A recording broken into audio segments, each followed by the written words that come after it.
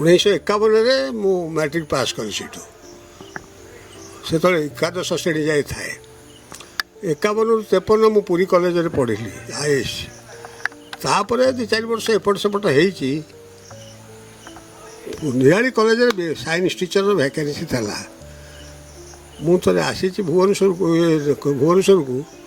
ମୋତେ ହେଡ଼ମାଷ୍ଟର ବିଶ୍ୱନାଥ ବାବୁ କହିଲେ, ରେ ନଟ କ'ଣ ସାଡ଼େ ଆସୁଛୁ, ଏଠି ଆସି ରହୁନୁ, ଗୋଟେ ପୋଷ୍ଟ ଖାଲି ଅଛି ର। ମୁଁ କହିଲି ହଉ ସାର୍ ଦେଖିବି। ନା ନାଇଁ ତୋର ତ ଆଜି ମୁଁ ଆପଏଣ୍ଟମେଣ୍ଟ ଦେଇଦେଲି। ମୁଁ ରହିଗଲି ଆଉ। ସେଇ ଯେଉଁ ମୁଁ ରହିଲି ନିଆଳି ହାଇସ୍କୁଲରେ, ସେଇଟା ବ୍ୟକ୍ତିଗତ ଭାବରେ ମୋ ଜୀବନର ଗୋଟେ ଟର୍ଣ୍ଣିଂ ପଏଣ୍ଟ। ମୁଁ ଆଜି ଜାଣିପାରୁଛି, ମୁଁ ସାଡ଼େ ଯଦି ଆଉ ଯୁଆଡ଼େ ଯୁଆଡ଼େ ଥାଆନ୍ତି, ମୁଁ ଆଜି ଯେତିକି ମୋ ଜୀବନରେ ମୁଁ ନିଜେ ସଫଳ ବୋଲିକି ଭାବିଛି ବା କିଛି କାମ କରିଛି, ସେଇଟା କରିପାରିନଥାନ୍ତି। ଏତେ ଜିନିଷ ପୃଥିବୀର ଜାଣିପାରିନଥାନ୍ତି। ଏଇଠି ରହିଲି, ମାଷ୍ଟର ହେଲି। ମୁଁ ମାଷ୍ଟର, ମୋର ଯେ ମାଷ୍ଟର ବି ସେ ମାଷ୍ଟର। ତେଣୁ ସେମାନେ ସମସ୍ତେ ମୋତେ ଭାରି ଭଲ ପାଆନ୍ତି। କାହିଁକିନା ମୁଁ ଟିକେ ଭଲ ପଢ଼ୁଥିଲି। ମୋର ଭାରି ଟିକେ ଭଲ ପଢ଼ୁଥିଲି। ମାଷ୍ଟର ଭାରି ଭଲ ପାଆନ୍ତି।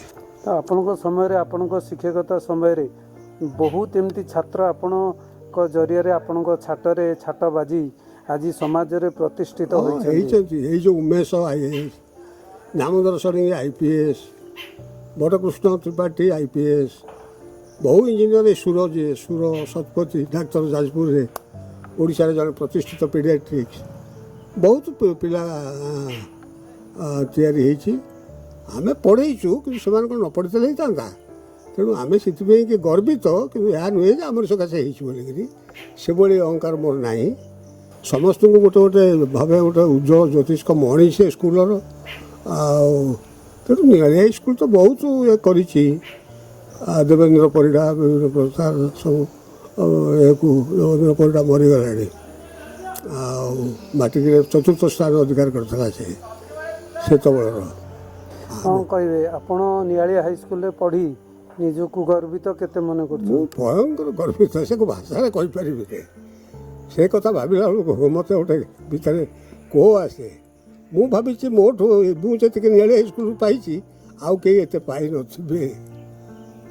ସେ ସ୍କୁଲ, ସେ ମାଷ୍ଟର, ସେ ପିଠା, ସେ ଭଙ୍ଗା କାନ୍ଥ ମୋତେ ଯାହା ଦେଇଛି, ମୋତେ ସମସ୍ତେ ସେଇଆ ପାଇନଥିବେ। ଆଉ ମୁଁ ଭାରି ଆଶାବାଦୀ।